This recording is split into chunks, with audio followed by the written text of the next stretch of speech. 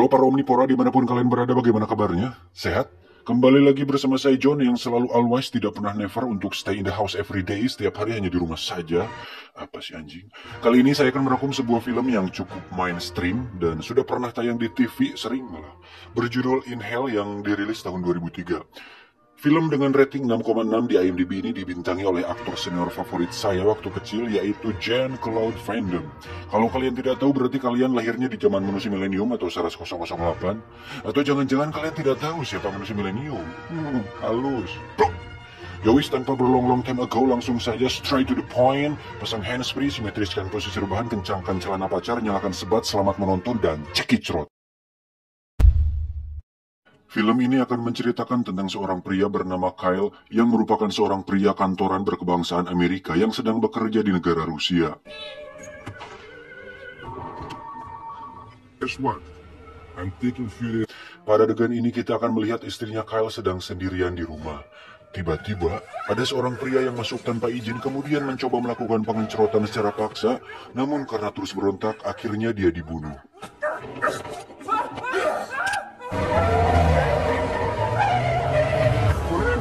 Militia, can you speak English? My wife is in danger.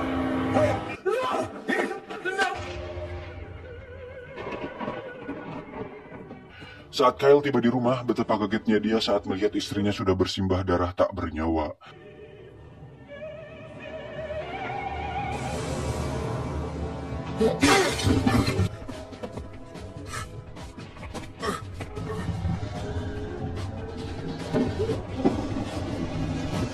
Kyle sempat mengejar dan bertarung dengan si pelaku, namun karena dijegat polisi dan melakukan tindakan anarki di depan umum, akhirnya si pelaku lolos.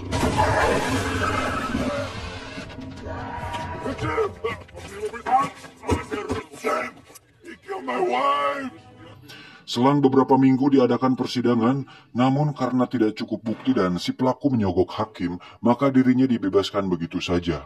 Tapi tidak seperti film Law Abiding Citizen, si tokoh utama tidak menunggu 10 tahun untuk balas dendam. Tetapi, Kyle tiba-tiba mengambil pistol milik polisi, kemudian menembak pelaku di gedung persidangan saat itu juga. Karena sudah membunuh dan tidak menghargai persidangan, akhirnya Kyle jebloskan ke penjara Rusia dan mendapatkan hukuman seumur hidup.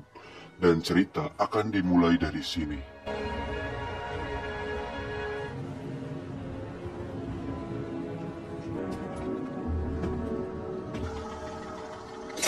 Para napi senior di sana pun terlihat sangat senang saat melihat para narapidana baru memasuki penjara mereka.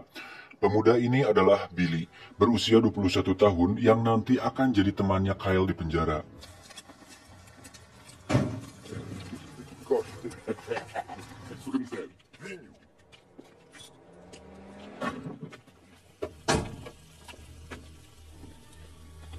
Ini adalah Jenderal Usop. Beliau adalah ketua kepala polisi di sini, di mana semua sisi penjara dijaga ketat dengan standar militer sehingga jika ada yang lari, maka akan langsung ditembak mati saat itu juga. You can try and run if you like. What is your name? How old are you? Too bad. Carry on. Setelah diberikan sedikit penyuluhan, mereka pun digiring masuk untuk melepaskan pakaian dan barang-barang mereka. Dan terjadi sedikit insiden kecil di sini, saat Kyle disuruh untuk melepaskan cincin kawinnya oleh Tolik yang merupakan sipir penjara di sana. Kyle menolak untuk melakukannya karena itu adalah peninggalan terakhir istrinya. Kyle pun dipukul hingga terjungkal.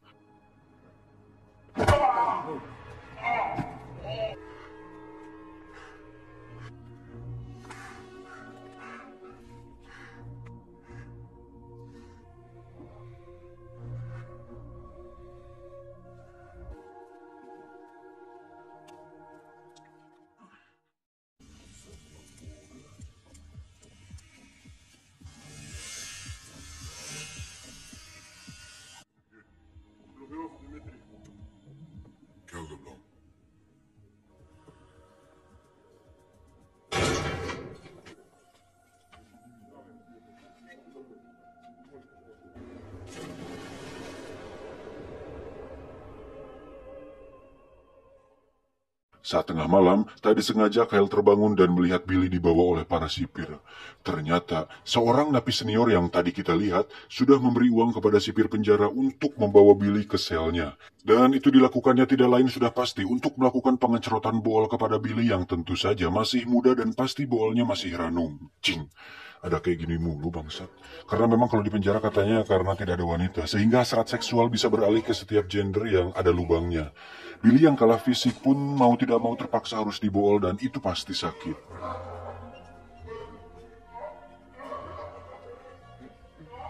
Esok harinya terlihat para napi sedang akan membersihkan diri, dan Kyle terlihat masih beradaptasi dengan lingkungan penjara.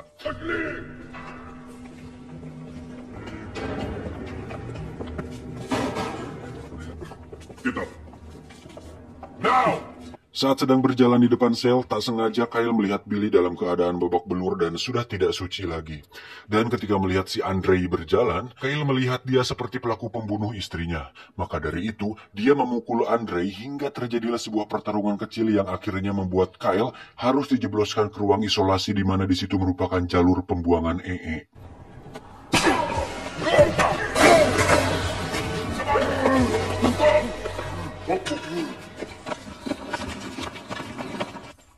Understand? Asli.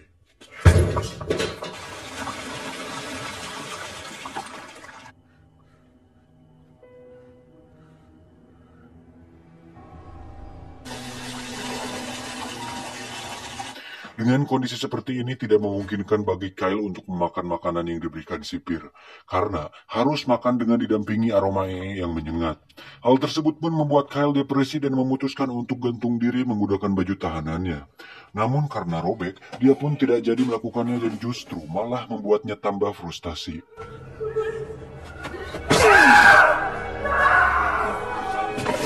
Tak lama masuklah seekor kupu-kupu yang masuk melewati jendela atap. Seketika dia teringat saat istrinya masih hidup, di mana kala itu istrinya melarang Kyle membunuh kupu-kupu yang masuk ke rumahnya. Hal tersebut pun membuat Kyle kembali termotivasi untuk bertahan dan melanjutkan hidupnya.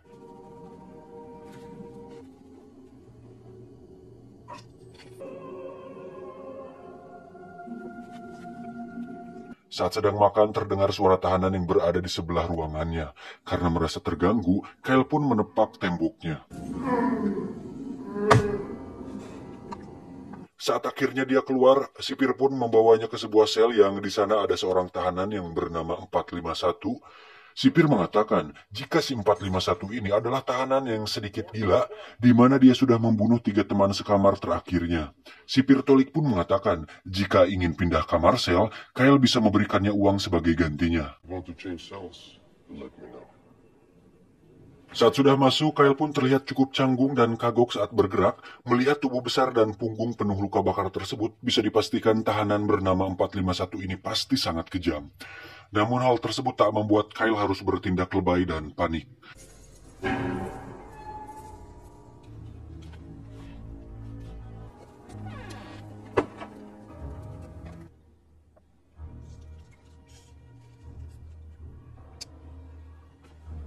Esok harinya terlihat Kyle mengikuti kegiatan penjara, di mana dia harus membersihkan ladang bersama para tahanan lain. Setelah itu dilanjutkan dengan berolahraga di lapangan penjara. Di situ terjadi sebuah insiden di mana Andrei terlibat perselisihan dengan tahanan lain. Namun, sipir mengatakan agar mereka sabar dan bertarung dalam arena. Dan faktanya, penjara tersebut mengadakan sebuah pertarungan 1 lawan 1 yang bernama Sparka. Di mana pertarungan tersebut memang sengaja diadakan oleh kepala penjara dan dijadikan bahan taruhan sang kepala penjara bersama para jenderal-jenderal lain di negara tersebut. Tak lama Billy menghampiri Kyle dan disitulah pertama kali mereka bertemu dan menjadi sahabat.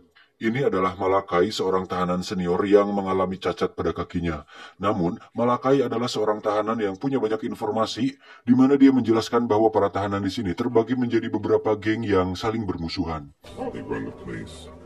Rest of the gangs try to kill each other. The guy next to him is their leader. Pay the guard. Let that crazy motherfucking nigga sell. They start praying. Singkat cerita, malam pun tiba. Saat Kyle sedang tidur, tiba-tiba dia dikagetkan oleh tahanan 451 yang sedang membekam mulutnya. Ternyata, Kyle mengigau saat tidur dan hanya menyuruhnya untuk tidak berisik.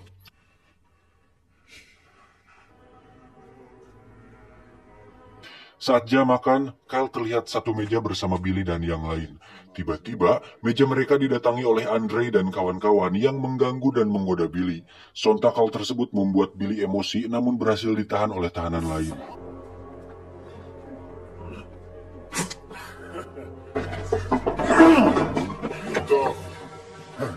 I like that. Saat siang hari, Kyle pun mendatangi sipir Tolik dan memberikannya uang untuk pindah kamar sel. Namun, karena uangnya kurang, Kyle masih belum bisa pindah saat ini.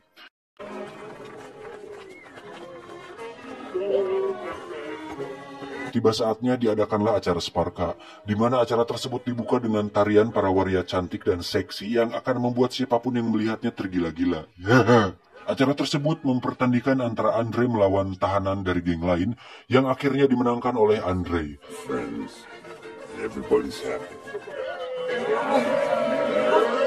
Ladies, gentlemen, I've always dreamed of having them both together. Stand for blood, sweat, tears, toil. Show me how you love me.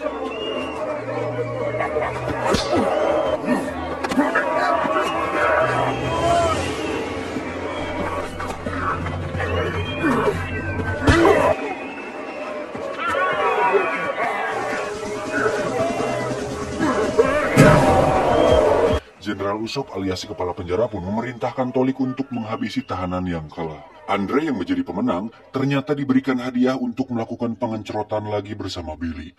Mengetahui hal tersebut, Billy diam-diam mengasah dan menajamkan sebuah sikat gigi untuk membela diri.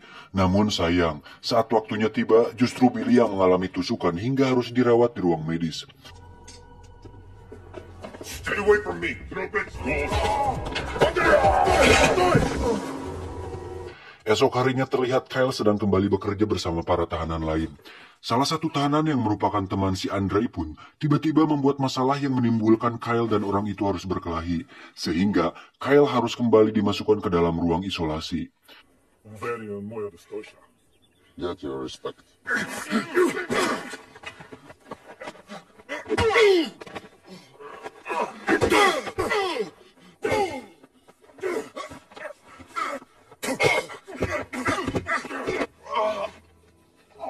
This is not America. Don't be a hero.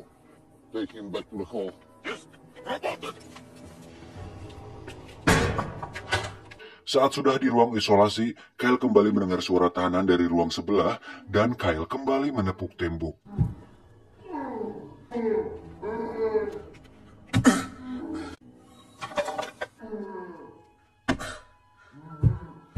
Berminggu-minggu Kyle dikurung di sana hingga akhirnya dia terbiasa dengan suara teriakan dari tahanan di ruang sebelah yang masih misterius tersebut.